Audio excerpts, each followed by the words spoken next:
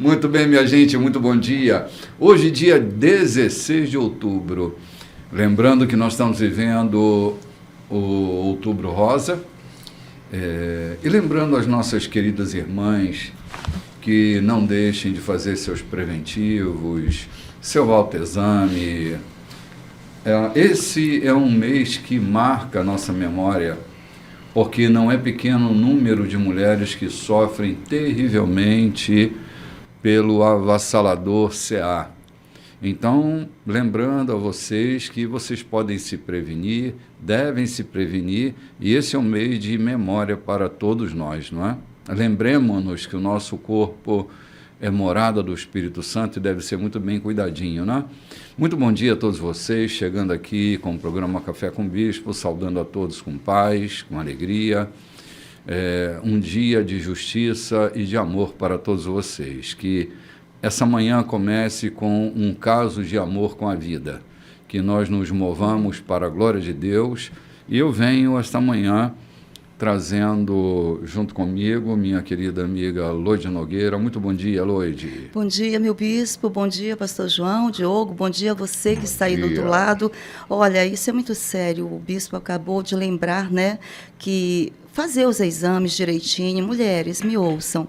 A nossa saúde, ela tem que ser integral. Corpo, alma e espírito, né? Nós que somos o templo do Espírito Santo de Deus, nós não podemos relaxar do nosso corpo, ter esse autocuidado. Então, providencie os seus exames, a sua consulta. E olha, não é só porque é mês de outubro, onde nós lembramos o mês rosa, mas isso é para toda a vida. Busquemos a saúde, busquemos a vida.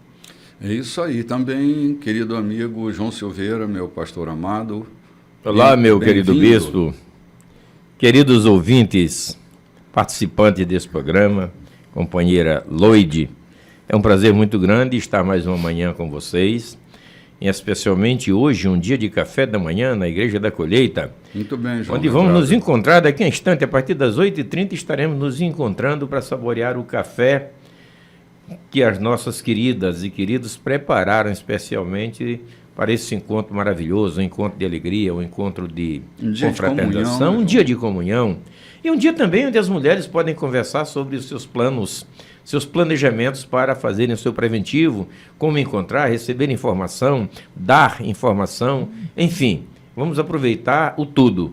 Vamos fazer do nosso encontro um encontro memorável.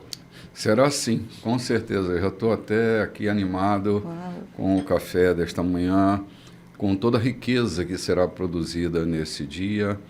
Que bom que nós estamos já aqui e a gente só tem agora que sair para a nossa área de alimentação e nós vamos comer os quitutes aí que vem trazendo, né, João? Sempre um chocolatezinho quente, um café, um caldo de frango muito gostoso. Exatamente, tanta coisa boa, né? Muito bem, gente, nós estamos aqui estudando o livro de Mateus. Temos tido cuidado de versículo por versículo para que a gente contextualize cada reflexão à luz do contexto histórico, político, geográfico, cultural. A gente vai passo a passo para que a gente vá se aprofundando nessa história maravilhosa e buscando sempre fazer um link com uma aplicação prática, né? Eu me lembro no início da minha jornada, eu tinha certeza que eu seria um pregador e eu queria aprender tudo para poder pregar com precisão, com dignidade, pregar com clareza. E meus primeiros passos foram desastrosos como pregador. Até que um dia me sugeriram que eu desse aula na escolinha dominical para as crianças. E eu me animei. Foi ali, dando aula para as crianças, que eu aprendi a colocar na prática o texto bíblico, não é? Fazer a moral da história. Foi tão bom e tão importante para mim. É o que, desde então, eu passei a fazer uma aplicação prática daquilo que a gente está lendo e não deixar o texto, João, tipo há 2000 anos distante de mim, mas que a palavra é viva, que ela se aplica na vida da gente, não é? Ô bispo, a gente comentou aqui, quando começamos o livro de Mateus, eu disse, eu me sinto sentado à beira do lago de Genezaré, em frente a Cafarnaum, ouvindo o mestre. Está tão nítido em mim como se eu estivesse naquele dia, ouvindo tudo isso. E aproveitando a falar que alguns dos nossos amigos, pastores, têm aproveitado o nosso programa para fazer dele a sua escola dominical nas suas igrejas. Pastores, estamos com vocês, podem usar, fiquem à vontade. O nosso objetivo realmente é esse, é levar a palavra de Deus de forma compreensiva, de forma a tornar entendível aqueles que têm algumas dúvidas. Quantas dúvidas permearam a minha cabeça ao longo do tempo, por não ter quem me ensinasse ou me explicasse, dizendo, é assim. A cabeça branca é sinal dessas muitas dúvidas, né, João? Mas hoje nós estamos aqui já no capítulo 10. Capítulo 10, lá no versículo 38, foi aqui que nós terminamos o nosso programa de domingo próximo passado, e hoje nós vamos retomar. Se você tem uma Bíblia que quer nos acompanhar, se você está em condições disso, Mateus capítulo 10, versículo 38. Se você tem um bloquinho de anotações, eu sei que tem gente que estuda de verdade com a gente, está ali tomando seu café. Há um tempinho atrás alguém me disse que esperava essa hora para colocar seu café à mesa e tomar café conosco, né? Até me perguntaram, vocês tomam café aí? Claro, eu inclusive estou tomando um café agora, né? Olha aqui, ó. Já comemos um mamão, já comemos um aipim, uma batata doce, já fizemos a feira aqui, né? O café está aqui, ó. O café está na área. Prontinho. Então, gente, nós vamos proceder agora à leitura do texto, Mateus, capítulo 10, versículo 38. Hoje a gente termina esse capítulo 10 e já vai avançar para o 11, né? Lembrando que hoje a gente tem novidade, né, João? Hoje eu vi aqui, estou abrindo o primeiro bloco, mas trazendo o nosso querido pastor Cláudio, e me sucederá logo no segundo bloco, né? Ok, olha E aí. assim nós dizemos a ele, bem-vindo, Cláudio, esteja conosco à vontade, fazendo o programa como você tem feito, sim. Bem-vindo, e é um prazer muito grande para mim, uma satisfação muito grande ao encerrar esse bloco, que ele tome a posição para o segundo bloco, terceiro e o quarto. Ele vai estar aqui já já. Uma alegria ter o Cláudio de volta no programa. Ele que sempre esteve presente, trazendo suas pérolas, seus tesouros para compartilhar conosco. E ele vai compor a nossa mesa e vai estar revezando com o pastor João Silveira aí ao longo da jornada, para que a gente tenha um certo rodízio e dê folga para aqueles que precisam de folga, né? Eu já espero tirar umas fériasinhas de uma semana pelo menos, né? Olha. E não fazer falta é uma maravilha, né, João? Eu luto para não fazer falta. Fazer falta é muito ruim. Bom é quando a gente pode se apartar por uma temporada e isso não causar transtorno, né? Muitas vezes Jesus deixou os discípulos à beira-mar e subiu mais para a montanha, apartando-se deles para o seu momento a sós com Deus. Não obstante isso, deixou de acontecer a obra aqui, o evangelismo, o recolhimento da comida. Nada parou, né? Nada parou. Nada parou. É treinar para a gente se ver mais confortável, mais à vontade, né? É isso mesmo. E a gente vai treinando até alcançando habilidades, né? Sim. Competências, Exato, né? Esse é a caminhada, né? Saudável. Lloyd, eu aprendi com o Dr. Miles há anos atrás que um líder precisa produzir seu desemprego. Se um líder não consegue produzir seu desemprego, ele não cumpriu sua tarefa de liderar. Essa foi a tarefa de todos aqueles que teriam um substituto. Eu me lembro quando Elias foge para o deserto, que Deus diz para ele, volta, o teu caminho será sobremodo longo, tem duas coisas que você precisa fazer. Ungir um rei, era Jeú, né? Ungir um rei e preparar o seu substituto. Talvez tenha sido uma tarefa árdua para ele, né? Preparar o seu substituto, saber que você vai sair da cena e vai outro entrar no seu lugar. Mas essa é a tarefa de todo líder. O grande problema de Josué qual foi? Não preparou o seu sucessor. Eu tenho dito que sucesso sem sucessor é um fracasso, né? A gente precisa produzir a nova geração, os novos líderes, e assim a gente vai, né? O Gideão, por exemplo, teve 70 filhos e não fez um sucessor, né? Depois do seu governo foi um desastre a vida do povo israelita. É, verdade.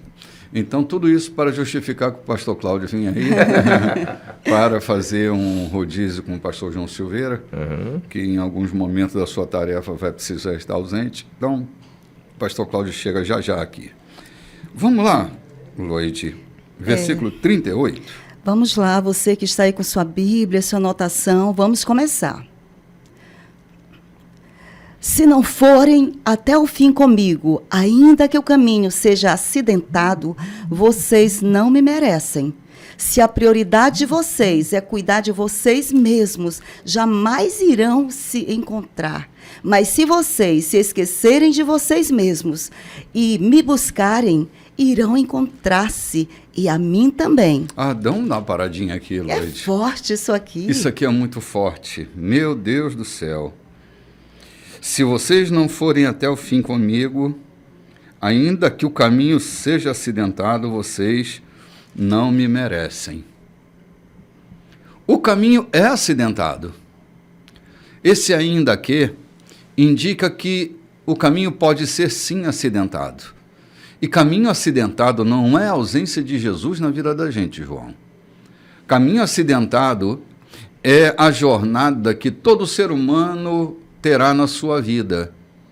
E Jesus não está sendo negociado, nem quando as coisas estão bem, nem quando as coisas estão ruins. Ele será a nossa companhia constante, ainda que aquele caminho seja acidentado. Não dá para negociá-lo, porque ele diz o porquê. Quando ele diz assim, se a prioridade de vocês é cuidar de vocês mesmos, jamais irão se encontrar. Olha, a gente se encontra com a gente quando a gente não foge do caminho. A gente se encontra com a gente quando a gente se perde em Cristo. Estava lendo um poeta recentemente que ele dizia que às vezes é bom a gente se perder, porque a gente se encontrar perdido é melhor do que se perder encontrado. Coisa séria é essa, Diogo. Se encontrar perdido, às vezes é melhor do que se achar, né? do que se perder encontrado. Se procurar dentro de si mesmo. Sim, porque é assim. É melhor se perder no caminho do que perder o caminho. Exatamente, é melhor a gente se perder no caminho, não é? Errar no caminho, do que errar o caminho. Isso. Porque o nosso encontro com nós mesmos está em nós nos perdermos em Cristo e no Evangelho. É aqui que eu me encontro, porque há um eu perdido, não é? Que só pode ser encontrado em Cristo e no Evangelho. Deixa eu explicar uma coisa aqui.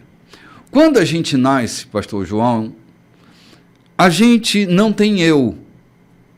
A gente tem um vazio abismal e a única coisa que a gente tem é desejo. A gente quer mamar, chorar, excretar, beber. A gente só tem desejo, desejo, desejo. A gente é uma bolinha de desejo. E o eu vai sendo constituído. Se vocês já perceberam, uma criança até os 3 anos, mais ou menos, ela não usa a primeira pessoa do singular para referir-se a si. Tipo, ela está com fome, ela diz, mamãe, João está com fome, mas ele é João. Mas ele não diz João está com fome. Por quê? Porque ele ainda não se vê na primeira pessoa do singular da sua vida. Então, ele vai dizer, João está com fome. João é terceira pessoa, fora dele. E aí, o eu dele vai sendo constituído. Ele vai se descobrindo na fala do outro. Até que chega um momento que a mamãe vai corrigi-lo e diz, não é João, estou com fome, é eu estou com fome, meu filho. Ah, você está com fome, mamãe? Porque a mamãe é a primeira pessoa do singular. Numa relação comum, é a mãe, né, é o cuidador, mas a mãe que coloca o eu na criança. Ok? E muitas vezes o eu que colocaram em nós, João, não somos nós mesmos. É um eu baseado no cardápio do outro. E quando eu cresço, eu me encontro num eu que não me cabe. Num eu que não sou eu de verdade. Aí entra Jesus dizendo, quem se perder, perder-se de quem? Perder desse eu mal constituído, desse eu rejeitado, desse eu renegado, desse eu ferido, desse eu castigado. Quem se perder em mim e no Evangelho vai se salvar, vai se encontrar. Mas quem não se perder, quem preservar esse eu, vai viver desencontrado. Vai continuar perdido. Vai continuar perdido. Então, olha o que Jesus está dizendo, por isso eu achei maravilhosa essa fala de Jesus, né? Se vocês não me buscarem, vocês não vão se encontrar. Porque o nosso eu saudável, João, nosso eu sadio, está em Cristo. É por isso que Paulo diz que está em Cristo, nova criatura é. Ou seja, há um eu saudável que só pode ser encontrado em Cristo e na dimensão do Evangelho. Oh, glória. Ali a gente se encontra saudável, cheio de saúde. A gente nem pode falar de saúde mental se não falar da presença de Cristo, que recupera esse eu perdido. Que nos dá a sua própria mente. Que nos dá a sua própria mente, João, sua própria natureza. Por isso é que quem está em Cristo, nova criatura é. As coisas velhas já passaram, eis que tudo se fez novo. Não parece que tem sentido para nós isso agora? Eu costumo dizer que não é quem está em uma religião, em uma igreja ou em um ministério, mas quem está em Cristo. E enquanto Jesus fala isso aqui, eu fico pensando, será que Caim, a primeira tragédia ou a segunda tragédia na raça humana, não podia ter sido mudada se Caim não buscasse solução em si mesmo, e a solução que encontrou foi matar o seu irmão? Sim.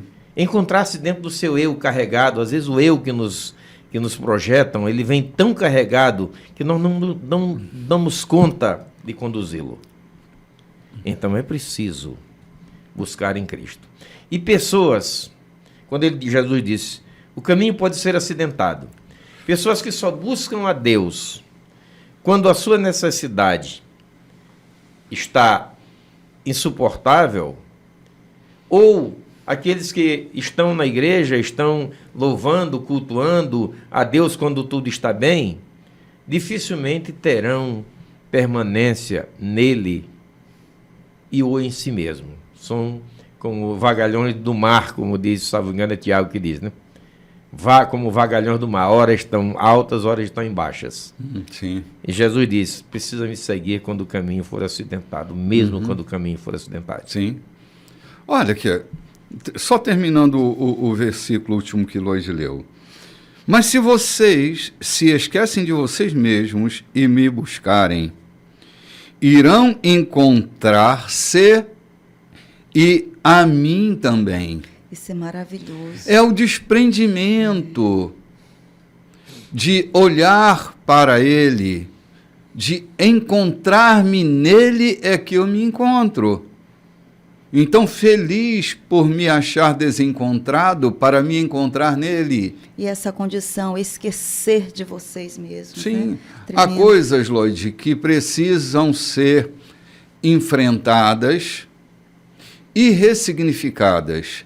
É lembrar, doer e ressignificar.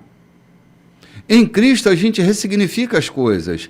Quer ver? O perdão que nós aprendemos nele. O perdão é um grande processo de ressignificação. Perdoar é dar alforria para alguém que não pode te pagar a dívida que tem. Seja ela moral, seja ela financeira. O perdão é um ato de liberdade. Eu lembro, dói, mas eu vou ressignificar. Eu vou ter compaixão. O perdão, ele é ressignificado pela compaixão. Eu olho, tenho compaixão, me dói, mas eu tenho compaixão e solto, libero, trato, resolvo. É isso que faz a gente caminhar com saúde. Porque assim, esquecer, ninguém esquece de nada, mas a gente pode ressignificar. Isso. Lembrar sem estar com aquela dor. Lembrar sem doer. Sem doer, isso mesmo. Enquanto eu lembro e dói, tem o ressentimento, né? Isso. Ressentimento. Mas quando eu lembro e não dói mais, eu fui curado. Oh. E o perdão é esse antibiótico que cura. Que vem sarando de dentro para fora, né? Desculpe, exatamente. Não João. é a pomada que se passa na cicatriz para sarar de fora para dentro. Não. É o antibiótico que vem sarando de dentro para fora. E Jesus, não comparando insignificantemente ao Cristo, mas ele vem sarando de dentro para fora. Perfeito, João. Ai, que... Eu lembrava, analogia perfeita. Eu lembrava há pouco de um fato rápido que aconteceu com alguém, e alguém que esteve numa região e não foi bem tratado. Ah, mas tu não procura a gente. Bem, não é por conta do que eu sou, é por conta da tua generosidade. Ou seja, tratar outro bem não é pelo que ele é, mas é pelo que eu sou. Tratar o outro com dignidade não é porque ele é digno, é porque eu sou digno e de dentro de mim parte a dignidade para tratá-lo o mais vil com a dignidade que eu tenho. Exatamente, é. Boa analogia, João. João sai com umas que quebra a perna da gente, né? Como eu aprendo com o pastor João, viu? Ou aprendo ou aprendo. A gente está aqui... Vamos botar o pastor João como mestre de crianças agora, né? A gente está aqui a dizer a vocês, queridos ouvintes, que nós não estamos debatendo questões bíblicas entre nós mesmos. Nós estamos trazendo a vocês aquilo que o Espírito Santo nos outorga para jogarmos nas ondas do rádio e cair até os vossos ouvidos. Isso aqui não é um debate bíblico entre nós mesmos. Isso aqui é uma visão que o Espírito Santo nos dá e aqui a gente vai apresentando aquilo que Deus nos permite e chegar até vocês. Então vamos lá, porque nós estamos intimamente comprometidos nessa colheita, né, Lloyd? É isso aí, estamos intimamente comprometidos nessa colheita. Quem consentir no que vocês fazem estará aceitando a mim, ou seja, aquele que enviou vocês. Qualquer um que aceita o que eu faço, aceita meu Pai, que me enviou. Acolher o mensageiro de Deus é tão bom quanto ser mensageiro de Deus. Aceitar a ajuda de alguém que é tão bom quanto ajudar alguém. Convoquei vocês para um trabalho difícil, mas não desanimem. É melhor um começo humilde, por exemplo, dar um copo de água a um sedento. O menor ato de dar ou receber faz de vocês aprendizes. Vocês nunca sairão perdendo. Que maravilha. Gente, Deus não fica devendo nada a ninguém. Eu aprendi isso há um tempo atrás e ficou muito claro para mim. Deus não fica devendo nada a ninguém. Me lembro do texto de João, quando Jesus socorre aquele cara que... o samaritano que socorre o cara que está caído lá no chão. E quando ele chega na hospedaria, olha, bota na minha conta, quando eu voltar, eu pago tudo. Eu pago tudo. Deus não fica devendo nada a ninguém. Portanto, sejamos assim, estamos comprometidos nessa colheita, sejamos generosos e sigamos em paz. Gente, a gente vai ali tomar um cafezinho e volta já já no próximo bloco. E eu me despeço dando a cadeira para o meu amigo Cláudio, nosso querido pastor. Ok, vamos lá, gente. Oi, gente, voltando aqui no segundo bloco, agora com a presença do meu querido amigo Cláudio Silveira. Cláudio de Jesus. Cláudio de Jesus, né? Sai um Silveira e volta outro Silveira. Sai um Silveira, entra outro Silveira. Cláudio, seja bem-vindo ao programa de hoje. Obrigado, bispo. Eu me sinto muito feliz, né, de estar retornando ao programa, retornando depois aí de uma temporada cuidando da saúde, cuidando aí um pouco de assuntos particulares mas é gratificante estar aqui novamente compartilhando e aprendendo um pouco da palavra, aprendendo que a gente aprende mais, né? Trocando. A gente aprende mais do que transmite, e isso para a gente não tem preço, né? Sim, verdade, é um aprendizado constante e a gente tem que sempre estar aberto para esse aprendizado. Sim. E compartilhar isso novamente com os amigos, com o Lloyd, com o Bispo, com o João, que acabou de deixar aqui o programa, e com o pessoal que nos assiste, isso aí para mim é um valor tremendo. Sim. Cláudio, a gente tem sempre o cuidado aqui no programa de não ter esse complexo do tom professoral, né, de querer ensinar. A gente está trocando. Né? Se os ouvintes estivessem ao vivo aqui, a gente estaria trocando com eles também. Também. Não é? Porque o que nos interessa é a troca, não é essa tentativa de convencimento das coisas. Né? Eu acho que é de uma pobreza enorme essa tentativa de convencimento do outro. Né? A gente vai trocando, tem coisa que nos cabe, tem coisas que não nos cabe, tem coisa que a gente já está apto para discernir, há coisas que a gente ainda não tem aptidão para o discernimento, e assim a gente vai deslizando o caminho adentro, não é? Avançando no conhecimento, nessa ternura simples e terna proposta do Evangelho. Nós vamos agora entrar no capítulo 11 e vamos desfrutar de coisas espetaculares, não é? Quando eu estou com a escritura na mão, a primeira coisa que eu tenho é respeito pelo texto bíblico. Eu não subestimo uma vírgula sequer daquilo que Jesus está dizendo, porque para mim importa muito sua fala. Eu sou ressignificado nessa fala. A reengenharia que eu faço na minha vida, ela está diretamente ligada a essa estrutura chamada Jesus. É Ele quem me estrutura, é o seu amor que me organiza. Então, nós temos o maior respeito ao tocar no texto bíblico, e nós vamos navegar agora pelo capítulo 11 do livro de Mateus. Estamos indo aí passo a passo até chegar lá no capítulo 28, que é um capítulo que me enche o coração, esse capítulo 28. Mas ainda falta um bocado de domingos aí para a gente chegar lá. Né? É longa, né? Longa, a jornada mesmo. É longa. Isso mesmo. Vamos lá, Lloyd, então. Respirando fundo e vamos lá. Respirando fundo. Seja bem-vindo, viu, pastor Cláudio? Obrigado. Obrigada. Então, vamos lá. Depois de transmitir essas instruções aos seus 12 trabalhadores, ele saiu a ensinar e pregar em diversas vilas.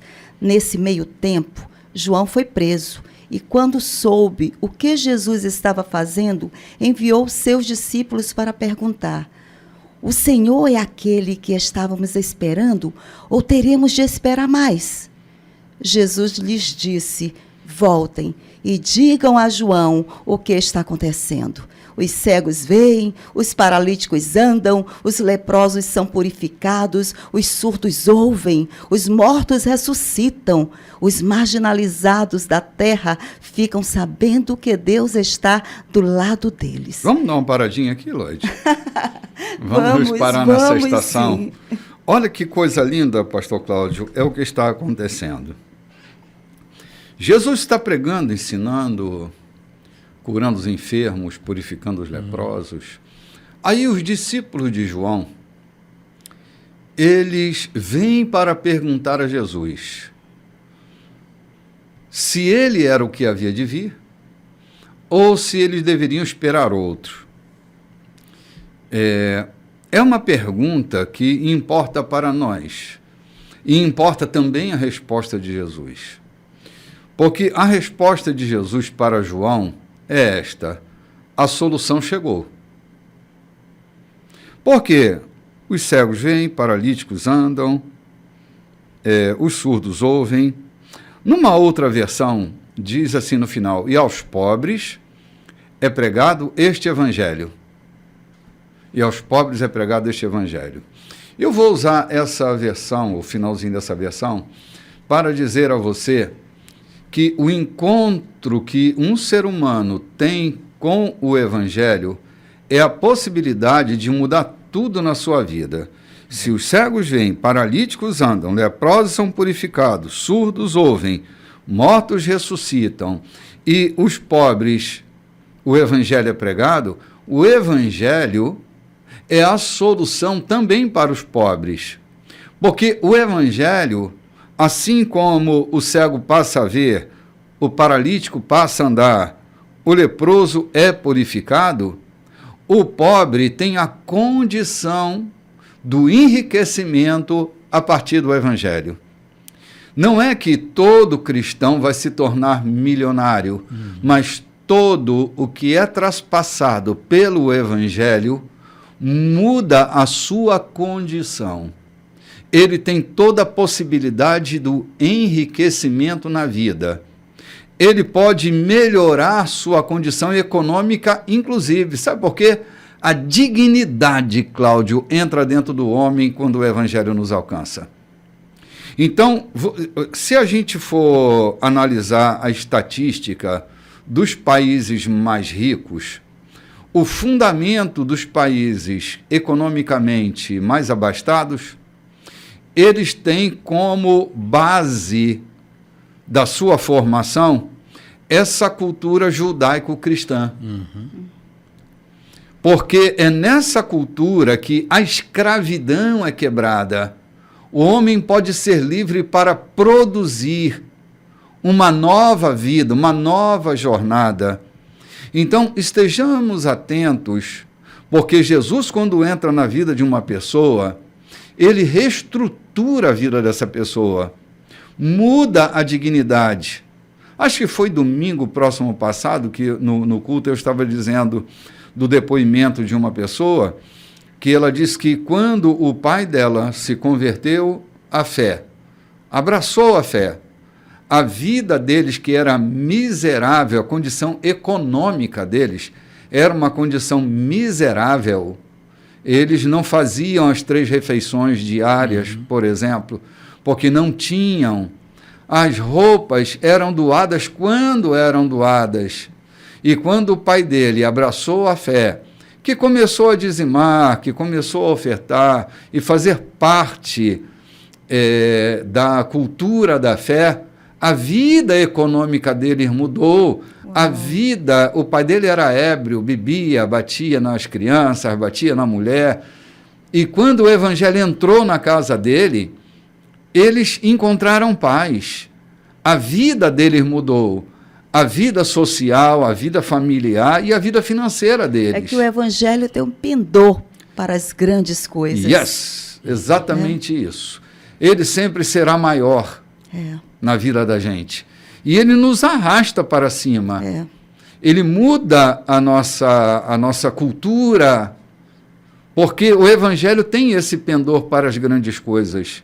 É impressionante essa fala de Jesus para João, porque ele dá a João com clareza que seu sentido messiânico de salvar o ser humano está presente nas suas atividades, não é? João estava com dúvida aqui. Faz parte da humanidade, pastor Cláudio, do homem, a dúvida, né? Temos dúvidas. E João, nesse momento da vida dele de aflição, ele estava preso, né? Estava preso e ele mandou que seus discípulos perguntassem, vai lá e pergunte se é ele mesmo ou temos que esperar outro, né?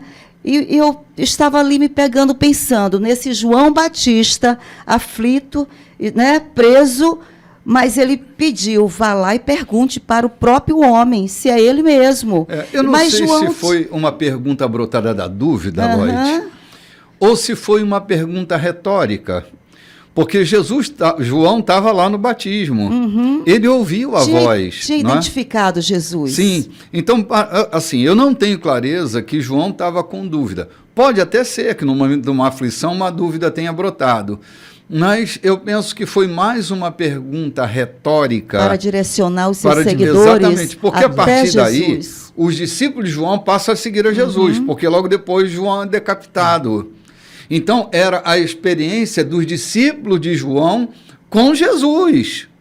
Então, eu não tenho muita clareza, não estou aqui dizendo o que você diz, mas eu não tenho toda a clareza que foi a partir de uma dúvida, mas a partir de uma espécie de transferência para deixar seus discípulos terem contato com o próprio Jesus. Com o próprio Jesus. Sim. E isso é interessante, porque quando Jesus fala aqui dos milagres, né? Porque os milagres são esses que comprovam quem é Jesus, né? Os milagres estão ali para testificar que realmente o reino chegou. Era irrefutável, né, Lloyd? Os cegos agora estão vendo, diga para João aquilo que vocês estão ouvindo e vendo. O reino chegou. Exatamente. Os cegos estão vendo, tanto os cegos espirituais, quanto realmente os cegos físicos, né, fisicamente. Os leprosos estão se curando. Uma coisa maravilhosa. Maravilhosa. Jesus está ali a todo vapor.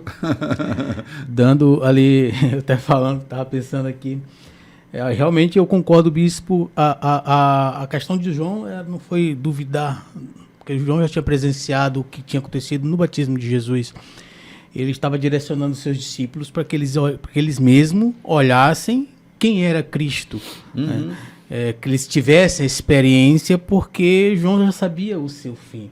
Né? Não era ali, eu vejo como era um raciocínio supremo na pessoa de João para a presença de Cristo. Né? Não se tratava de um debate de se era ou não, de quem era ou não era um debate intelectual. Né? Era uma experiência que eles precisavam ter com um poder transformador que só o próprio Cristo proporcionava. Aí se eu falo a questão do testemunho, né? Os pobres, quando têm contato, é a ressignificância da presença de Cristo, a ressignificância da presença de Cristo na vida daqueles que o procuram.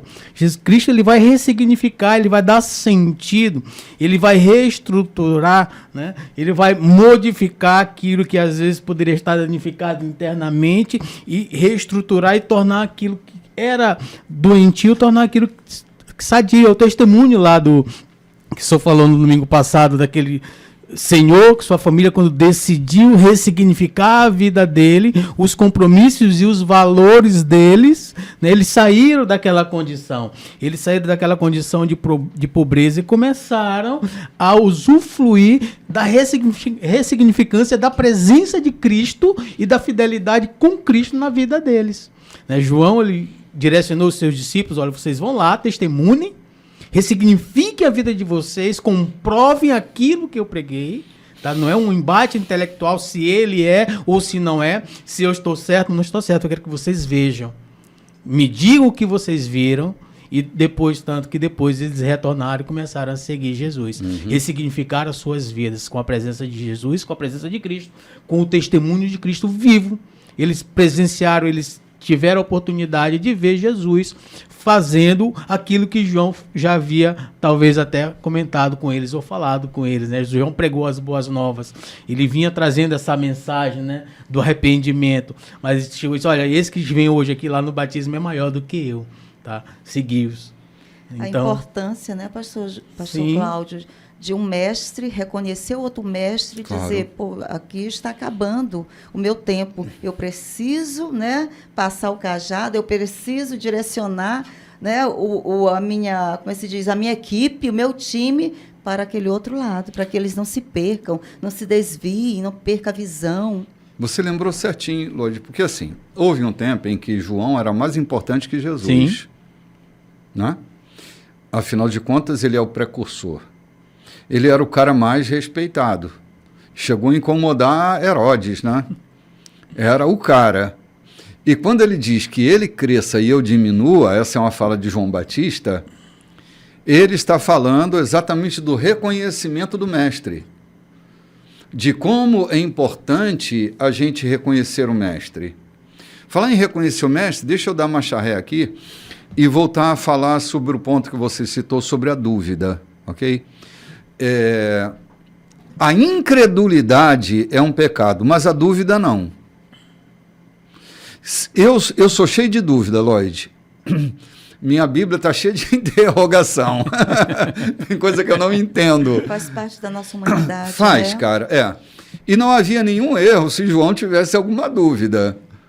A dúvida não é um problema. Tomé não foi repreendido por Deus porque não teve dúvida, porque teve dúvida, né?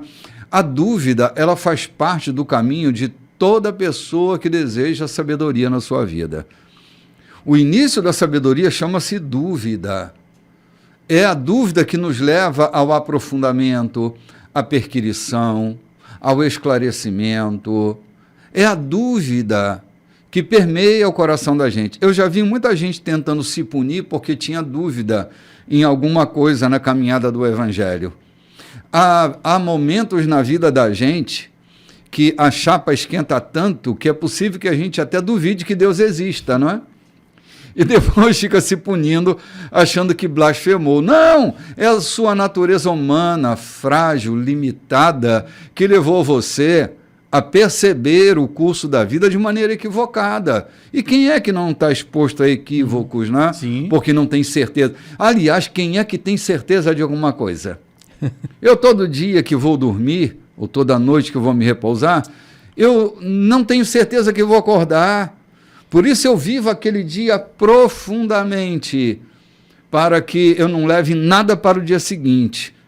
Eu não costumo estar postergando coisas, porque a postergação é uma transferência para o dia seguinte. Minha mãe, quando era criança, ela dizia assim, não deixe para amanhã o que você pode fazer hoje. Eu acho que toda criança da minha geração ouviu isso da sua mãe, né? Porque é importante que a gente não tenha esse senso de dívida para com a vida, entende, Lloyd? Está com vontade de ligar? Liga! Tem vontade de dizer eu te amo? Liga e diga eu te amo. Não deixa para amanhã, porque amanhã pode não existir. Eu tenho dúvidas se eu vou amanhã estar vivo ou não. Então, a dúvida faz parte, não há nenhum pecado ter dúvida, né? Se eu posso chamar alguma coisa de pecado, eu chamaria incredulidade. Foi isso. Incredulidade é negar a existência. Uhum. Negar a existência daquilo é incredulidade. Mas a dúvida não. A dúvida é ausência de clareza. Dê clareza e a dúvida vai embora. Então, se você tem dúvida de alguma coisa, não se incomode. O tempo vai tratar de te esclarecer, né? A dúvida, eu vejo assim que a dúvida ela vai sempre te impulsionar ao questionamento. Aham. A dúvida ela vai sempre te levar a buscar um entendimento daquilo que te deixa ali, na pergunta, na interrogação, né? Então, duvidar, eu até concordo que duvidar não é... Não, eu duvidar se Deus existe ou não existe, qual o pecado que há nisso? Isso só vai me levar a procurar entender mais, procurar saber se realmente a existência de Deus ela é algo real, né?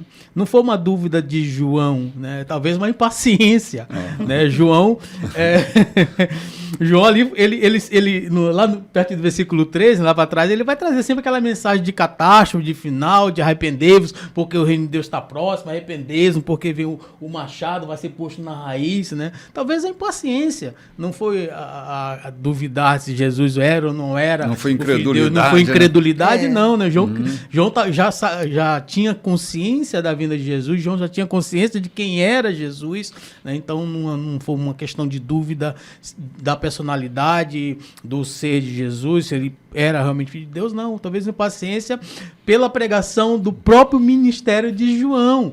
Ali João queria resposta. Raça de víbora. Foi catastrófica? Foi um pouquinho, né? Ele não tinha, assim, João não tinha papa na língua, né? Ele não tinha medo de falar. Não era polido. Não era polido. Ele falava e isso levou ele à prisão, e isso foi a consequência dessa sua clareza, dessa sua fala direta, a consequência foi a execução dele. Então, assim, foi talvez impaciência, sim, né? Quando é que vai começar esse dia? Quando é que o Filho de Deus, aquele que na cultura lá judaica, ali esperavam vir aquele filho, o Messias, aquele que vinha com um exército para destruir os inimigos, colocar o Império Romano, que era o império dominante da época, no chão e derrotar todos. Talvez fosse assim, tá? Mas duvidar de Cristo, jamais. Ele sabia quem era Jesus. A dúvida faz parte da nossa existência. A nossa dúvida, ela nos leva ali com o intuito de buscar mais o conhecimento para procurar entender as coisas. Eu tenho mais medo das minhas certezas do que das minhas dúvidas. Porque minhas certezas, de vez em quando, me sabotam, né?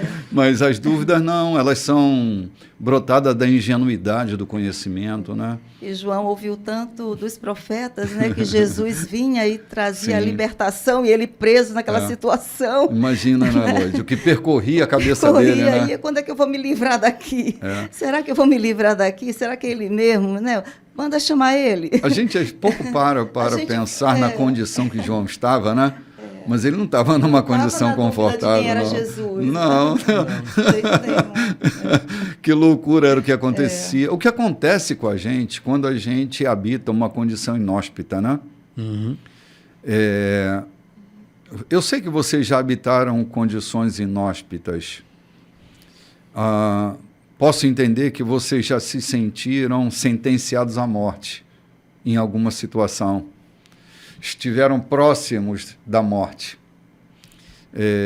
E a gente sempre, nesse momento de proximidade com a morte, a gente ou se bagunça totalmente, ou se organiza totalmente. Da mesma forma não fica. Ou a gente perde o juízo, quase enlouquece, ou a gente assume o maior estado de serenidade. Da mesma maneira a gente não fica. Então, é sempre complicado a gente julgar uma pessoa pelo momento que ela está vivendo, porque nem ela sabe bem o que ela está passando ou o que ela está vivendo, porque as paredes se estreitam tanto, dando aquela condição de esmagamento, né, Cláudio? Tipo, a sensação de desespero, às vezes, não é por causa da ausência de fé, é por causa da própria degradação dessa natureza humana, que vai fazendo a gente definhar. E a gente precisa só ter um pouco mais de compaixão pelas pessoas, né, cara? Verdade. Tentar entender seu momento, né? Se não entender, não tem problema, mas não se meta na vida de quem Deus está tratando, né? Isso mesmo. Deus está tratando uma pessoa, não se mete não, bicho, fique quieto. Às vezes, e assim, é porque assim, a nossa humanidade, que é aquilo que está dentro de nós como seres humanos, a gente é muito tendencioso a nos intrometermos e às vezes julgarmos e às vezes até nos colocarmos na condição de Deus, que vai resolver os problemas das outras pessoas, né? Sim. Como eu falou, eu acho que quando você se encontra numa condição de desespero, ali numa condição onde você está sendo torturado por uma situação que tem te pressionado, te colocado na parede, ou trazendo João estava preso, estava próximo, perto de ser executado, estava vendo ali o seu ministério findar. né? Não era falta de fé, a fé está lá, a nossa fé está lá. Você que é temente, que tem a consciência de que dentro de você existe um Deus, que dentro de você existe um poder, mas mesmo assim se encontra nessa condição de desespero, a fé está lá, né? Mas a pressão é tão grande ali, que às vezes nos impede de raciocinar direito, de enxergar um pouco além das circunstâncias, além da tempestade que nos cerca, que nos rodeia, que não nos permite lançar a mão dessa fé, né, da forma como tem que ser lançada, nos apropriar dela da forma como devemos nos apropriar. E às vezes só externar isso, colocar para fora, conversar, né, às vezes, como tu estava falando no domingo passado, né, as pessoas querem só falar, se eu pregava, né, no culto da ceia, só falar, quer externar um pouco, e às vezes a gente precisa só ouvir, né? Ouvir para que essa pessoa saia desse mundo de desespero, né? Retorne àquela condição de serenidade, no mar da tranquilidade, e compreenda que na vida dele existe um Cristo disposto a trazê-lo para perto de si e dizer: olha, eu estou aqui, te acalma. Olha as coisas que eu faço, olha para o poder que eu manifesto na minha vida para a tua vida. Receba isso e tenha serenidade. Não te desespera. Tá? Não te desespera. Então, eu acho que a gente caminha muito nessa trajetória. Olha aí, essa coisa de João estar na cadeia rendeu um bloco inteiro nosso, né? Gente, a gente vai ali tomar um cafezinho e volta já já.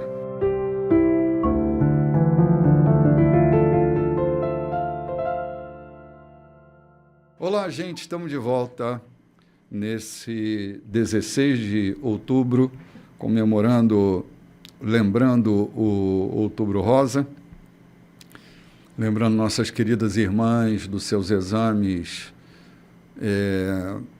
por causa desse perigoso CA que tanto tem vitimado gente boa, gente feliz, gente do coração.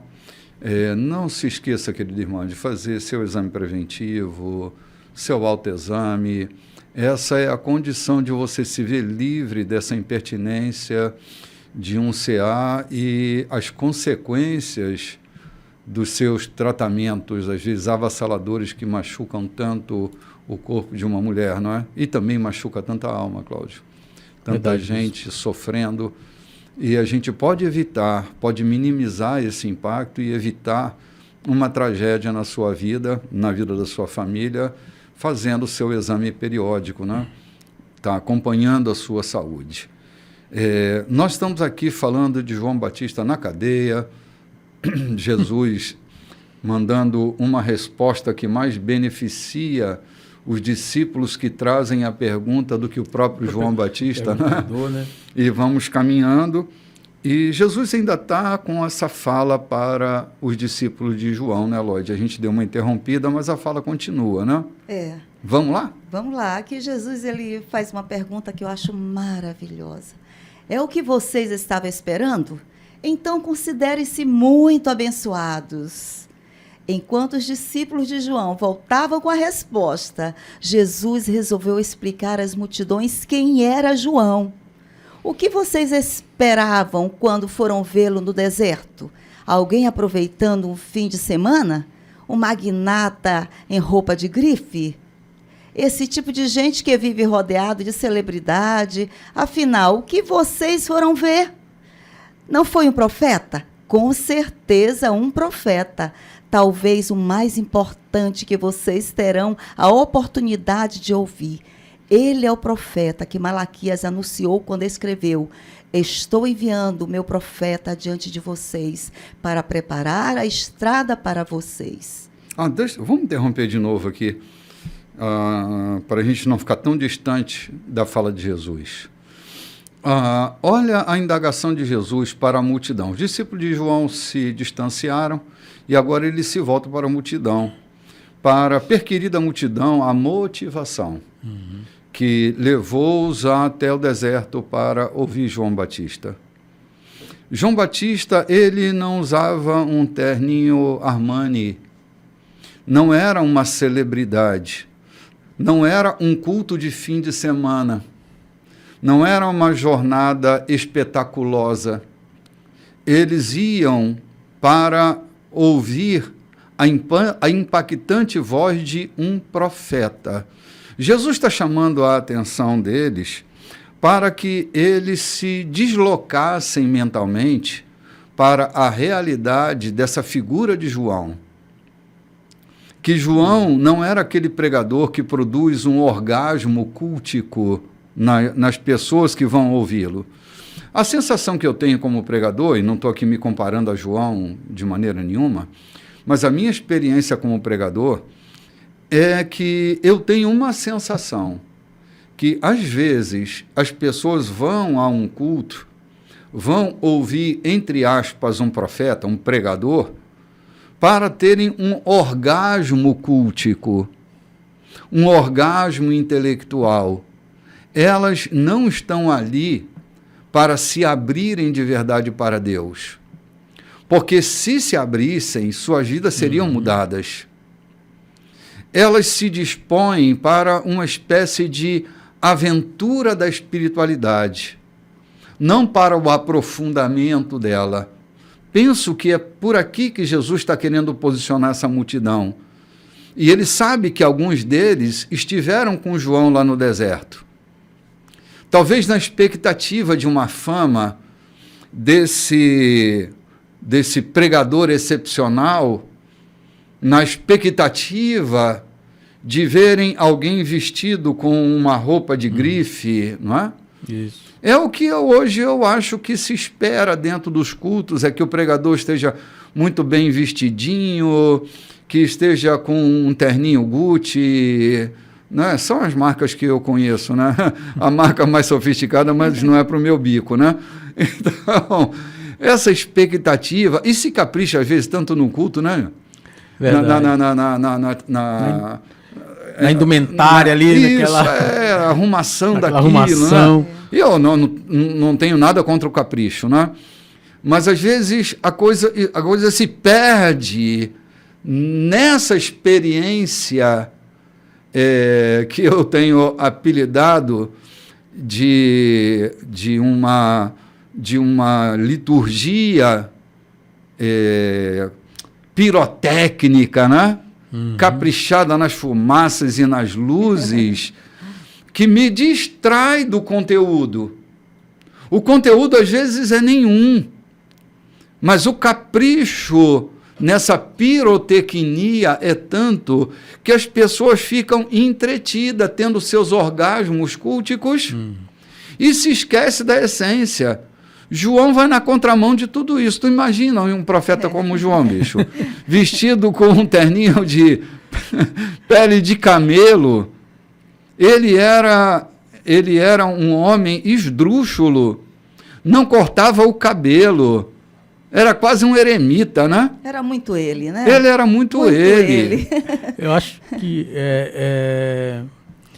João, ele não seguia as regras. Não, né? não seguia. O povo se deslocava, você está falando da pirotecnia, né? do invólucro, que às vezes muitas vezes o invólucro dos cultos, né, tem se tornado muito showman, né? Mas, como você falou, sem conteúdo nenhum. E João, ele, apesar de não se tratar de uma pessoa comum, e sim por um profeta que falava a verdade, e Jesus o retrata muito bem. Você não vai encontrar um cara de terno, vestido numa grife, numa praia. João não era esse tipo de pessoa. João era pessoa simples. Era uma pessoa que se vestia de forma simples, andava às vezes descalço, pregava a verdade, mas que entregava a mensagem, que tinha conteúdo. João tinha conteúdo na sua fala. João tinha conteúdo na sua mensagem. O conteúdo, quando ele é verdadeiro, eu acredito que quando nós nos predispomos a falar aquilo que é correto, não que nós sejamos donos da verdade, porque não somos, mas quando nos predispomos a falar aquilo sem medo, você vai tratar dois tipos de pessoas. Você vai tratar aquelas pessoas que recebem essa palavra de bom grado e vão dar testemunho daquilo que você fala, e você vai tratar com aquelas pessoas que não recebem, porque a verdade incomoda também. Né? Não pelo fato de João ser uma pessoa que ali fazia, como se fala, fazia o seu showman, né? João não fazia showman, ele simplesmente falava, né? E Jesus, ele vai retratar aqui nesse versículo, né? Falando de João, né? O que vocês esperam, o que vocês esperavam quando foram ver no deserto, né? Foram ver uma pessoa com roupa de grife, um tipo de gente rodeado de celebridades. Afinal de contas, o que vocês foram ver? Ou o que vocês foram ouvir? Quem vocês foram ver? Ou o que vocês foram ouvir? Quem vocês esperavam que João era? O que vocês esperavam de João? João era um mensageiro, né? Profeta, o mensageiro, né? Ali um descendente direto, sacerdote direto, se nós formos da casa de Arão, não é isso? Sim. O sacerdote direto da casa de Arão. Então a mensagem que João pregava era essa, não era um rodeio, não era uma pirotecnia, não era um picadeiro, né, ali de show, de qualquer outro indumentário. Ele simplesmente falava aquilo que o Espírito colocava no seu coração. Sim. E pregava a mensagem. Eu falei agora há pouco no bloco anterior da mensagem de João ali, que a mensagem era dura, né? Porque João pregava isso. Arrependei-vos porque o reino de Deus está próximo. Essa era a missão dele, né? Jesus veio, né? E ali cumpriu-se o dia de João, né? E Jesus faz ali faz uma descrição nesse versículo, né, de quem era João no deserto, né? Do que o povo esperava, do que o povo queria ver em João, né? Então eu vejo João mais ou menos aí com essa trajetória, né? Com essa visão ali, com essa aparência, né? Sim. A dica de Jesus, ela é bem, bem interessante. Eu conheci uma celebridade fazia muito sucesso no país inteiro, que toda vez que ela ia a um culto, ela só queria ser ela, quieta, fazer parte do todo. E sempre tratavam essa pessoa como uma celebridade. E aquilo incomodava muito, porque ela não queria ser celebridade num culto. Ela só queria estar ali, louvando, cultuando a Deus, ouvindo a palavra, mas toda vez que ela ia para um culto na igreja, queriam tirar foto com ela, publicar no Instagram. Ela disse, eu perdi o desejo de ir à igreja. Eu perdi o desejo de estar, porque ali eu só queria ser eu, mostrar minha fragilidade diante de Deus, e nunca me deixavam ser eu. Sempre tentavam puxar a celebridade para cima, e eu só queria demonstrar a minha fragilidade. Eu só queria estar ali, quieta, no meio de todo mundo. Eu só queria fazer parte do todo. E queriam ressaltar minha celebridade o tempo inteiro. Quando não era o pastor que me chamava para a frente, eram as pessoas que queriam tirar foto ao meu lado. Então, o foco do culto passava a ser eu, nem Deus era mais. Onde está aquela pessoa? Eu vou lá na igreja onde ela está. Então, não era Jesus que as aproximava daquele culto, era a minha presença, e eu passei a não ir mais para o culto. Vi também uma reportagem do Elvis Presley, que ele, num determinado momento, disse, não dá mais para ir à igreja, porque faz fila. Congestiona o trânsito. E eu não consigo ir para um culto. Eu tenho que fazer meu culto em casa, porque o meu culto dentro de uma igreja não é possível. Porque, sabe, deixemos as celebridades serem humanas. A gente tem uma coisinha com mito, não é? A gente gosta de mitificar as pessoas. E a gente se esquece que num culto a gente só imita o próprio Cristo. O próprio Cristo, exatamente. Se a gente tiver uma celebridade para imitar, a gente vai perder o foco, não é? E Jesus traz a consciência, a pergunta, né? Traz a consciência, ele faz essas perguntas para gerar uma consciência ao povo, né? Que ia atrás de João Batista. E João Batista não incomodava os palácios, Herodes, ele incomodava. E por isso ele foi preso. Porque a palavra... Perdeu a cabeça, né? Não perdeu a cabeça, né? Porque a palavra dele era dura, né? Ele falava do reino de Deus, mas ele falava com dureza, atingia dentro dos palácios a imoralidade da vida dos palácios, né?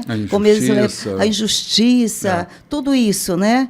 Incomodava. Então, a cabeça de João Batista ali estava realmente a prêmio, né? Porque o profeta, assim, é bom a gente lembrar as funções e as responsabilidades dos ministérios, né? Os sacerdotes, eles tinham uma função de guiar o povo espiritualmente. Eles eram os religiosos. Mas os profetas, eles não eram os religiosos. Os profetas eram reformadores sociais. Todo profeta no Antigo Testamento, ele tinha uma função: reposicionar o povo politicamente para o próximo ciclo. Ou posicionar no ciclo em que estavam. Porque o profeta, ele era um reformador social. Era essa a função de profeta, de produzir reforma social. Os sacerdotes guiavam religiosamente o povo. Eram duas as funções.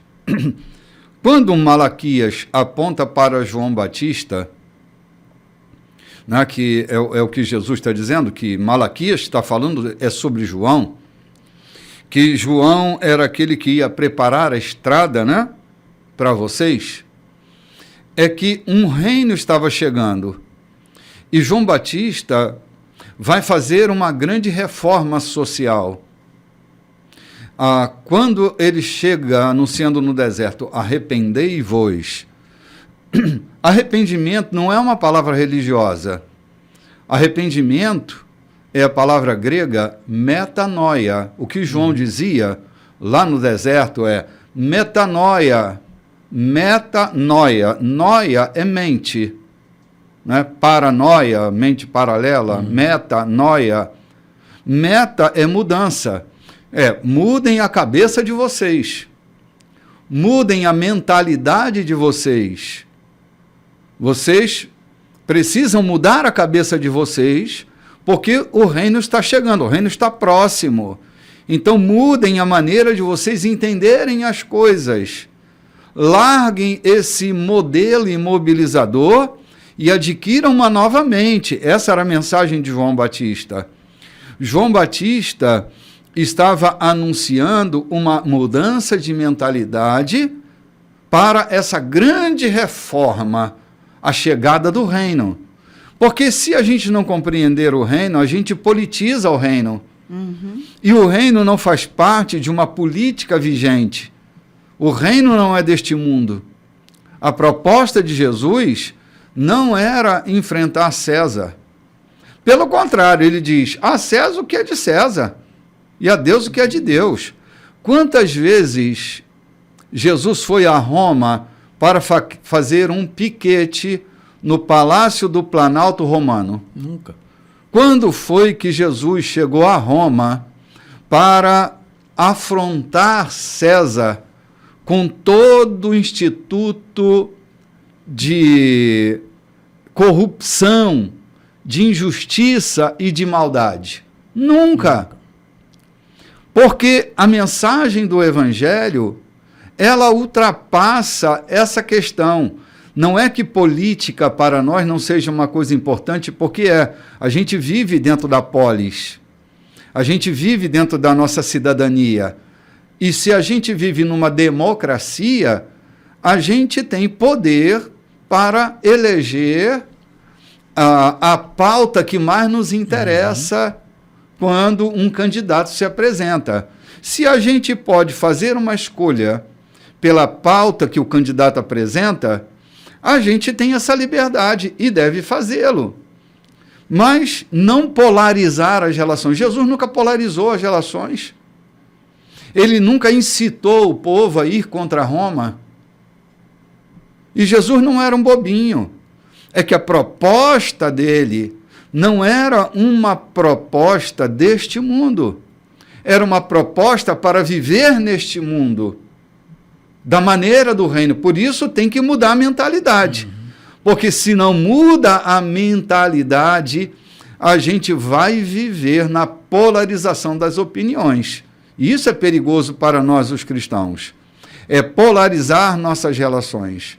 A gente precisa aprender a viver no lugar onde nos cabe e da melhor maneira possível. Eu acho que isso, bispo, foi até no Ministério de Jesus, eu acredito, para a política da época, eu vou trazendo até a parte dos zelotes, que eram a parte política dos 4 grupos ali que mais militavam, né, contra Roma. Tinha lá os iscariotes. Os iscariotes, os zelotes, até os fariseus, os saduceus também. Esperavam que o Messias, quando aparecesse, fosse um Messias belicioso, né? Bélico, um Messias ali de guerra, que afrontasse, que peitasse o império, peitasse o imperador e ali fosse para a batalha e tomasse, derrubasse Israel. Tomasse Israel e derrubasse o Império Romano ali, tirasse o Império Romano do domínio sim. Sobre a cidade, né, sobre o povo de Israel. Então, quando Jesus não peitou, quando Jesus cumpriu ali, só falou, João, ele pregou a metanoia, a mudança de mente, né, mudança ali, preparando aquela mudança de mentalidade, preparando essa mudança do povo. E Jesus veio concretizar isso, acho que houve a decepção. Eu acredito que e por isso até hoje o povo ainda espera a vinda do Messias, né? Eu estava lendo um texto que até hoje o povo ainda espera a vinda do Elias, né? Do emissário que irá ali ser o precursor do Messias. Eu estava vendo um textinho que na Páscoa judaica eles ainda deixam ali uma cadeirinha vazia para que ali se sente Elias, né? Não sabendo que esse papel já foi cumprido com a vinda de João Batista, né? É que a nossa cadeirinha foi ocupada pelo Espírito Santo, né? Foi ocupada pelo Espírito Santo, né? Sim. Mas se não houver essa mudança, né? Assim. Não tem como, né? Espera esse Jesus que estou falando, Jesus não foi lá, nunca Jesus foi lá, nunca Jesus peitou o imperador romano, nunca Jesus foi a Roma construir um piquete, se levantar contra o império. O império que Jesus se levantou foi o império do mal, né? Ele trouxe o reino de Deus aqui na terra, o reino de Deus, que foi o que Jesus fez no ministério dele, né? E até na oração de modelo, isso, buscar o reino de Deus e a sua justiça. Né? E é isso que Jesus nos ensinou. E essa foi a mensagem de Cristo aqui na Terra, não uma mensagem de guerra. Né? Guerra viria depois, né? A guerra viria depois, mas a mensagem que Jesus nos entregou foi essa, não foi uma beliciosa, né? Foi uma mensagem em que realmente ele zelou muito por essa mudança mental, mudança de pensamento, a metanoia, que João já havia pregado, João já vinha falando que já vinha se manifestando ali nas suas pregações no deserto, onde quer que ele estivesse. Exatamente, cara. E a gente vai seguindo aqui, né, Lloyd? Para onde nós vamos agora, você que é nossa guia aí? Vamos para o versículo 11. Permitam-me dizer o que está acontecendo. Ninguém na história humana é mais importante que João, o Batista, mas no reino para o qual ele preparou vocês, a pessoa mais humilde é mais importante que ele. Há muito tempo que se tenta uma entrada forçada no reino de Deus. Mas se lerem com atenção os profetas e a lei de Deus, vocês perceberão que tudo culmina em João, unindo-se a ele na preparação do caminho para o Messias do reino. Olhando por esse ângulo, João é o Elias que vocês esperavam chegar para apresentar o Messias. Vocês estão me ouvindo? Entendem o que digo? Com que posso comparar esta geração? As pessoas se comportam como crianças mimadas, reclamando dos pais. Queremos pular corda, mas vocês estão sempre cansados. Queremos conversar, mas vocês estão sempre ocupados. João veio jejuando e foi chamado de louco. Eu cheguei festejando e me chamaram de beberrão, amigo da ralé. As pesquisas de opinião parecem não valer muita coisa, não é? Só com a experiência que se comprova a verdade. Opa, parando aqui, nossa novelista Lloyd Nogueira, com a sua expressão na leitura. Muito bem, Lloyd, gostei da leitura, do mimimi aí que você leu, né? Mas não é esse processo infantilizador que a religião vigente produzia. Era gente infantil, Lloyd. E ele vem dizer, João veio interromper essa mentalidade infantil. Ele veio interromper com essa criança birrenta, reclamona que habita a humanidade e levar vocês ao encontro com o reino. Ele veio quebrando esse padrão, jejuando. Ele veio para ser um contraditório, chamado de amigo de beberrão. Gente da ralé. João veio para contrariar, ele veio na contramão. João era a mão na contramão. E vocês olharam para João, olhem para João. João é Elias. Ele veio com essa missão de reposicionar, porque o reino é chegado. Aqui fala de um povo insatisfeito, né? Sim. Nada basta, um povo ingrato. Aí ele diz, João, jejuando, vocês reclamaram, achavam ele esquisito. Sim. Né? E a mim, digam que eu sou. Eu vim o quê? Bebendo, me aproximando das pessoas, festejando com elas. Eu sou o fanfarrão, sou o beberrão, sou aquele que é amigo da ralé. Exatamente. Né? Um povo insatisfeito. Sim. Né? Lloyd, isso tem tudo a ver com o texto que nós iniciamos o programa de hoje, quando a gente falava sobre esse encontro com Jesus e com o Evangelho, para deixar essa criança ferida de uma vez por todas e sará-la. Mudar a mentalidade é sarar aquela criança ferida, que vai sempre tutelar a nossa fase adulta. Isso mesmo. Jesus está dizendo, João veio para interromper esse fluxo. O reino de Deus é chegado, está aqui. Está entre vocês, está em vocês esse reino, né? Vamos ali tomar um cafezinho, gente? Vamos e a gente lá. volta já já. Olá, gente, estamos de volta. Esse é o nosso quarto bloco. Estamos terminando o programa de hoje com essa fala de Jesus sobre João, né? Não sabem brincar, não desçam para o play. João leva a sério, ao invés de ficar reclamando, não pula a corda comigo porque está cansado, não quer conversar porque está ocupado. João já chega rasgando, né? E jejuando, proclamando, rasgando com essa condição infantil do povo. E ele diz, esse não tem como ele. Antes dele não houve ninguém, nem depois dele haverá outro igual. João é único. Ele vem com essa dieta esdrúxula, vem com essa roupa que não é de grife, uma pelinha de camelo, quebrando paradigmas, estabelecendo um novo padrão. Ele veio adultificar vocês. E vocês querem ficar agarrados no play o tempo inteiro. Então, João é esse cara que vai reposicionar, tem essa missão, de reposicionar o povo nesse novo caminho que deve seguir, não é? Então, todo o respeito de Jesus por João e essa fala de Jesus, esse testemunho que Jesus dá sobre João, deve fazer a gente pensar, né?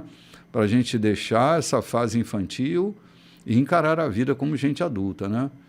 Verdade, bispo. Eu estava até comentando agora há pouco nos bastidores, né?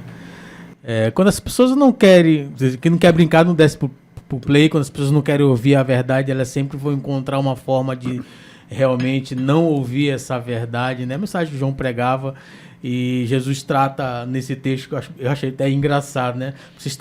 As pessoas se comportavam e a geração se comportava como crianças mimadas, crianças que não tinham limitadores, que não queriam nada com nada. Sempre arrumavam uma desculpa para não fazer, uma desculpa, aquela criança que você vai dar alimentação, não estou com fome, não quero comer isso. Você vai dar um suco, não quero esse, quero outro. Né? Então, trata dessa forma. Né? Então, pessoas que sempre arrumam desculpas para não ouvir a verdade. E eu estava até lendo aqui um texto, né? O fato concreto é que quando você não quer ouvir a verdade, você vai sempre arrumar um subterfúgio, uma desculpa para que essa verdade não chegue até você, né? Para que essa verdade não te encontre. Era o que acontecia naquele momento. Aí Jesus até fala assim, ó, João veio, né, com uma mensagem: eu vim jubilando o reino de Deus, e mesmo assim vocês me trataram como um beberrão, como um fanfarrão, como uma pessoa que anda, que senta com pecadores e prostitutas, né? Não é que vocês não estão interessados naquilo que eu prego. E Jesus vai falar mais na frente, assim, num outro texto, ele diz: olha, eu vim para os meus, né? Ele veio para os seus. Tem um texto da Bíblia que fala assim: ele veio para os seus, mas os seus não os receberam. Mas todos quantos receberam, deu-lhes o poder de serem feitos filhos de Deus, a saber, aqueles que creram no nome de Jesus, aqueles que creram na palavra de Jesus. Então nós vamos ver esse reflexo daquela geração. Uma geração que realmente não se preocupava com aquilo que era verdadeiro, mas sim estava mais preocupado em fazer críticas, em fazer o julgamento da fonte, né? Vou dizer assim, julgar a fonte, julgar a pessoa de quem vinha aquela palavra. Então a preocupação deles era quase que nenhuma. Era tratado realmente como crianças mimadas. Jesus, com todo o seu amor, todo o seu carinho, vocês são crianças mimadas. Essa geração aqui foi mimada demais, só que mimada da pior forma, da forma mais errada possível. João era um nazireu e é chamado de louco, porque é um nazireu. E Jesus chega festejando e é chamado de beberrão, amigo da ralé. Então, assim, é uma geração insatisfeita. Eu não sei se vocês já viram, tem uma propaganda. Eu vi essa semana pela primeira vez uma propaganda de um produto alimentício que o garoto está na formatura dele e os pais dele estão ali, apoiando ele na formatura. Aí eles regressam para casa e a mãe dele começa a falar desse produto alimentício que ele devia comer, que era muito bom, e ele diz: por que você está me falando isso, mamãe? Sim, porque você vai para a sua casa, você vai constituir sua família, você vai seguir sua vida, e você, para facilitar a sua vida, você consuma esse produto. Ele disse: mas quem disse que eu vou sair de casa? A minha geração é a geração que não sai de casa, mamãe. É aquilo que eles estão chamando de geração canguru, né? A geração canguru são os homens que não saem mais da bolsa da mãe, não saem de casa, não assumem responsabilidade.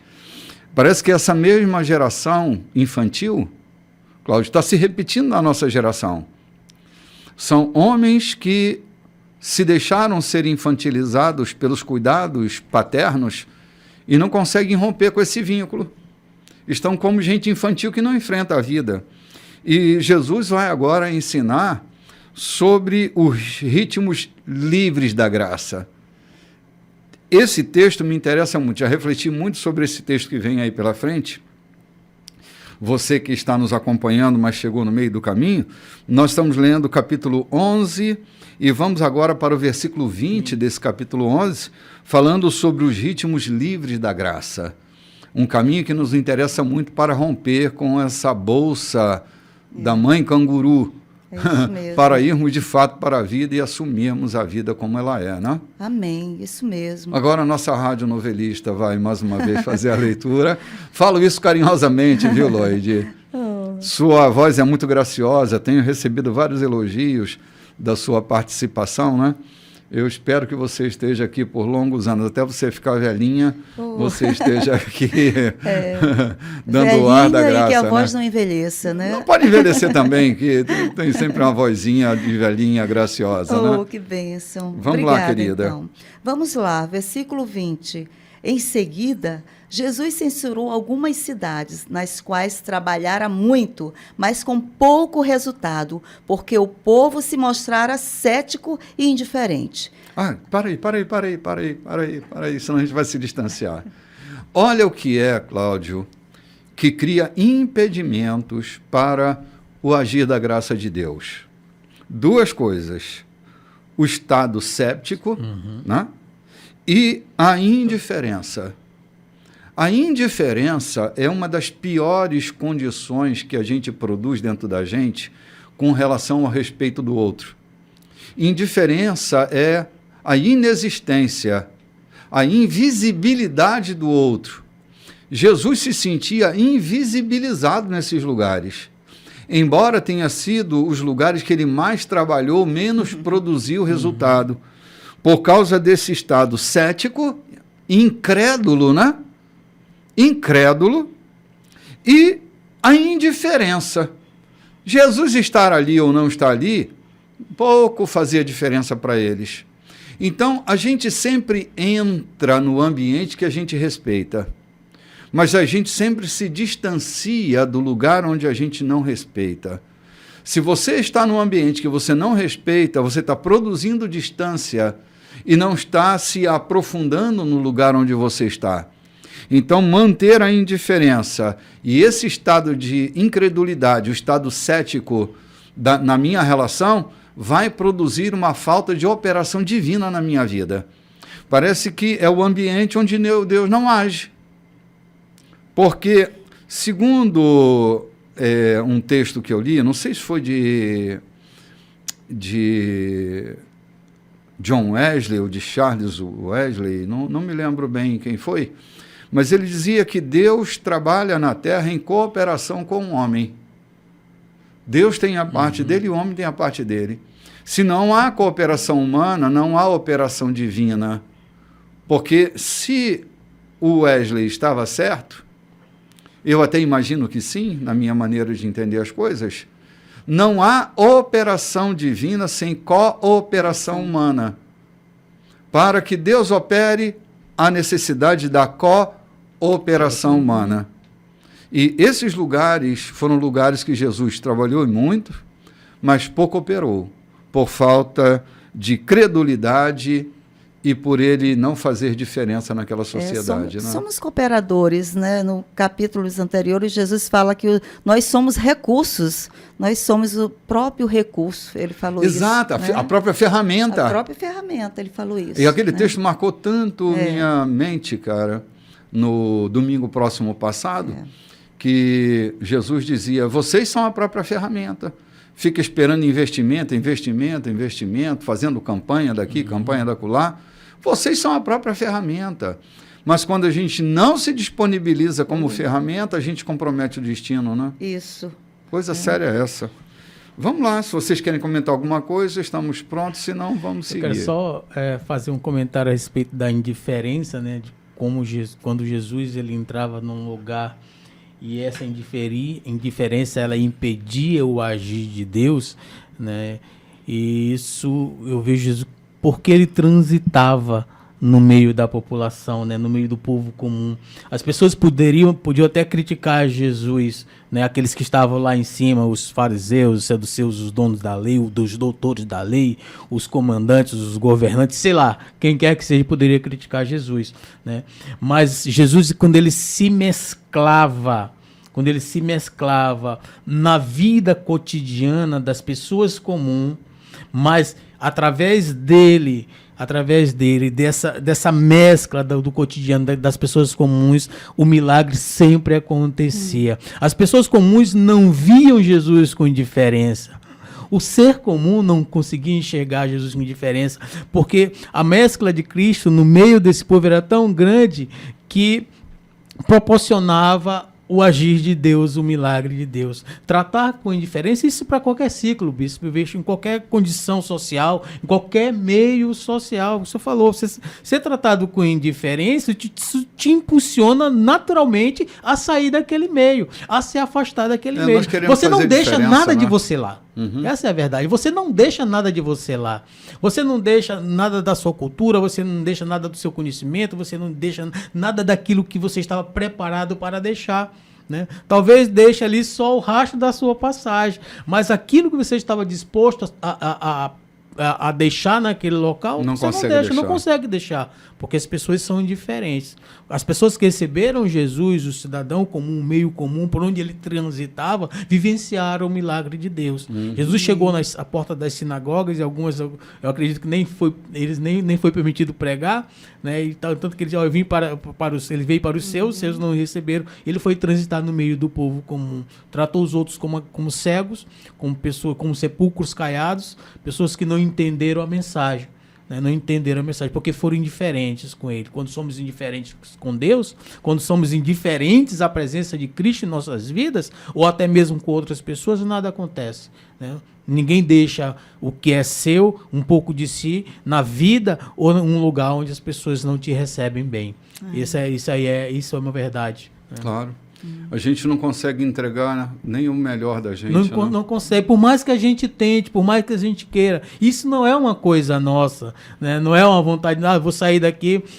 Nós somos cristãos, nós temos o entendimento, a mente de Cristo, não é vontade nossa de sair daqui e sacudir a poeira, né, o pó dos meus pés e praguejar e amaldiçoar, não. Né?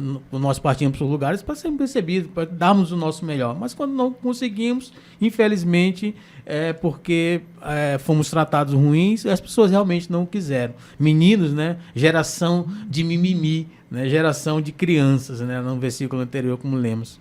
É verdade. Vamos avançar, Eloide? Vamos, versículo 21.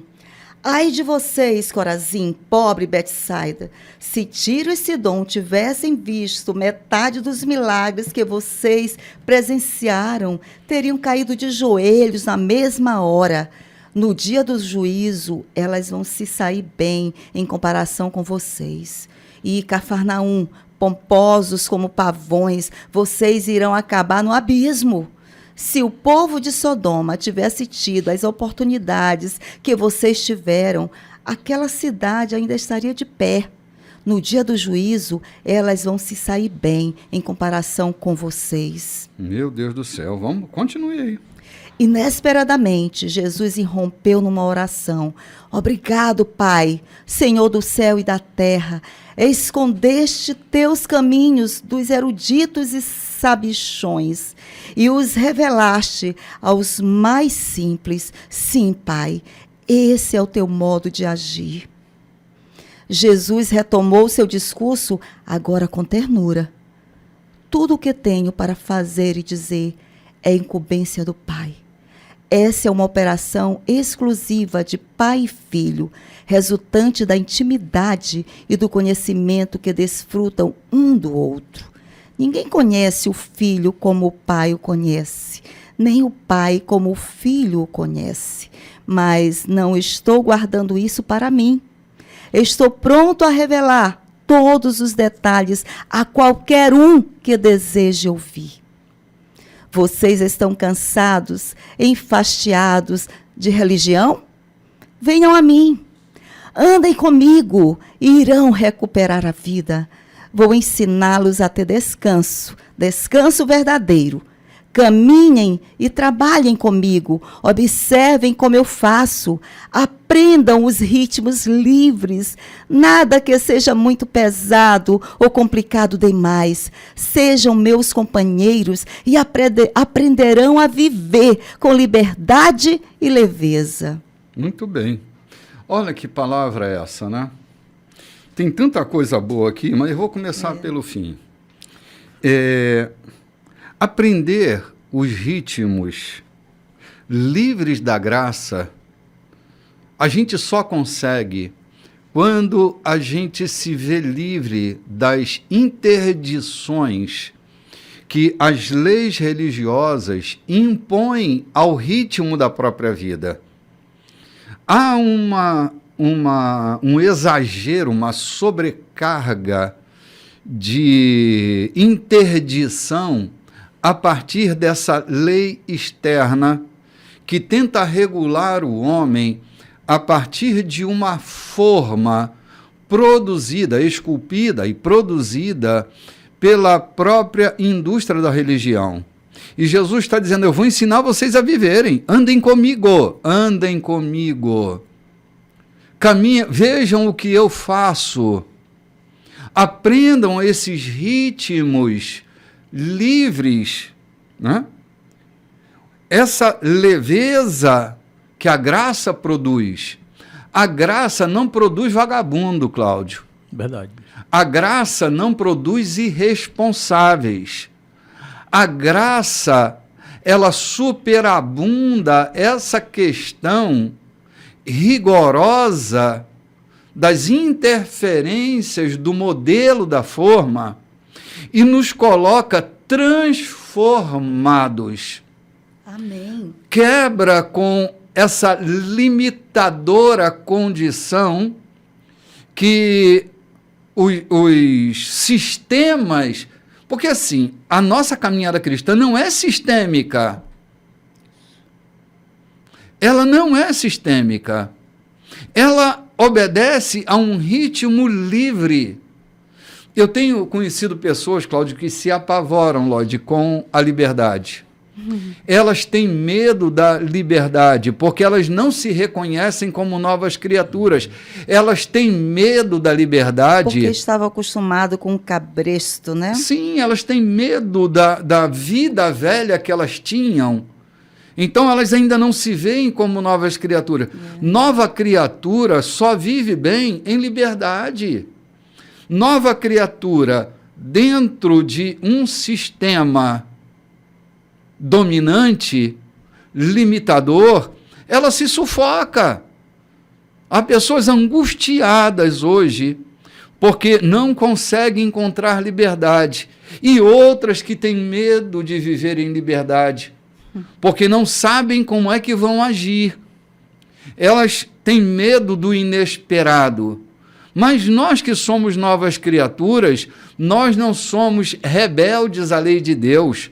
Nós pertencemos é o que dizia Paulo, nós pertencemos à lei da liberdade em Cristo Jesus.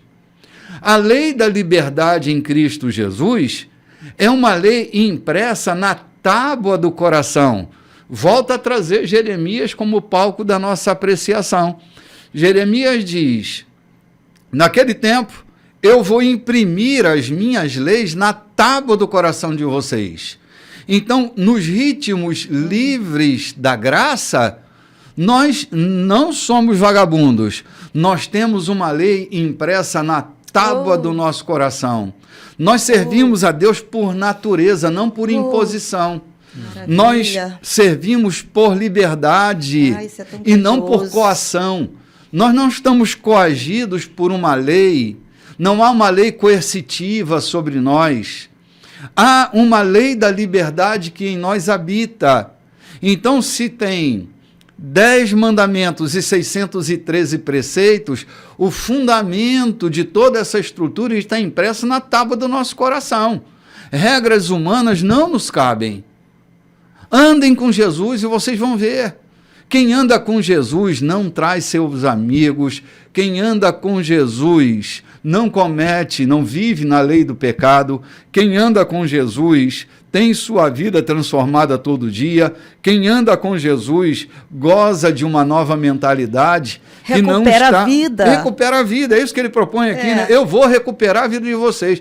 Vida perdida dentro de um sistema, de um dogma, ou de dogmas. E a vida cristã não é dogmática, não é sistêmica. Eu vou fazer vocês recuperarem a vida de vocês. Vocês estão com suas vidas perdidas dentro desses sistemas que achacam o bolso de vocês, que imobilizam a caminhada de vocês. Vocês estão sempre vivendo como crianças. Então, vem andar comigo. O convite de Jesus é para andar com Ele, para caminhar com Ele. Experimente andar com Jesus e você vai viver acima de qualquer lei humana. E vai achar o verdadeiro descanso que ele fala. Imagina, quem anda em liberdade vive em descanso. Não vive sobrecarregado. Sobrecarregado, vida pesada, né? Porque Jesus falava exatamente sobre isso. Vinde a mim, todos vós que estáis cansados e sobrecarregados, e eu vou aliviar vocês. Porque o ritmo da vida deles não era um ritmo leve. Não havia liberdade, porque eles não estavam gozando de uma graça. Eles estavam vivendo uma vida sem graça, cheia de lei, mas sem graça nenhuma. Opaca, obscura, uma vida impedida de ser vivida em sua plenitude, sem abundância. Trabalhando muito e tendo pouco resultado. Sim, se cansando exageradamente. Cara, viver esse ritmo livre da graça é a proposta de Jesus para nós. Interessante, na parte final desse versículo, né, que ele fala que não é uma imposição, né? Eu não vou impor a vocês nada que não seja pesado ou complicado, nada que seja pesado ou complicado demais, mas companheiros, vocês aprenderão a viver a liberdade com leveza, né? E Jesus fala lá no versículo anterior, no versículo 27 ali, ele fala assim, mas não estou guardando isso para mim, eu estou pronto a revelar todos os detalhes a todos aqueles que desejarem ouvir. Olha que coisa linda, cara. Né? Então, não vou guardar segredo. Não vou guardar segredo. Você quer ouvir? Eu vou te falar os detalhes do que é esse reino, do que é essa graça. Eu vou te falar o detalhe do que é essa liberdade, do que é viver em liberdade. Viver em liberdade, fala mais, viver em liberdade com clareza. As pessoas realmente, bispo, têm medo dessa liberdade. Ou muitas das vezes, quando a recebe, não sabe o que fazer com ela. Acha que vão se perder, Vão se perder. Passaram a vida engaiolados, essa é a verdade. Pássaro que não sabe voar, né? Pássaros que não sabem voar. Tem asas. Desaprenderam a voar. Então, quando recebem essa liberdade, não sabem o que fazem com ela. Né? Preferem permanecer dentro da gaiola. Sim. Você abre a gaiola, você desmonta a gaiola inteira, deixa só o puleiro. Mas elas preferem ficar ali, porque ali é seu ambiente de segurança. Sim. Desaprenderam. Jesus disse, venha, você quer aprender? Eu vou te ensinar o segredo. Eu vou te ensinar porque eu quero te ensinar o segredo. Tá lá. Basta você querer ouvir. Se você quiser ouvir, eu te ensino o segredo a viver em liberdade e ser leve com essa liberdade. Sim. Tem um texto poético do Rubem Alves que ele diz que todo pássaro tem um plano de voo dentro de si. Pássaros não vão para a escola para tirar brevê, eles têm um voo dentro deles, né? Oh, meu Deus, chegou o fim do nosso programa de hoje, Lois. Né? Olha aí, vamos voar, a lei da liberdade nos alcança em Cristo Jesus. Gente, foi muito bom estar com você essa manhã de domingo, né? Como diz também o poeta, nesse dia de domingo. Vamos que ainda é cedo, né? Vamos que ainda é cedo. Gente, um domingo abençoado para todos vocês. Nos encontramos às 19 horas no Culto das Águias, aqui por transmissão da 92.3. Minha alegria em poder estar com você hoje. Querido Cláudio. Obrigado, pessoal. Bom estar com vocês, bom estar aprendendo com vocês, né? E vamos que vamos. Hoje, domingo de culto. Nós esperamos vocês hoje à noite, em nome de Jesus. Dona Lloyd. Shalom. Shalom, gente. Forte abraço a todos vocês e até mais.